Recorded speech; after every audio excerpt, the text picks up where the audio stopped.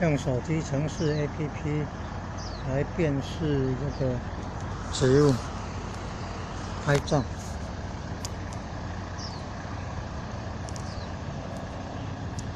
拍照辨识，很快就知道，很快就知道这个答案。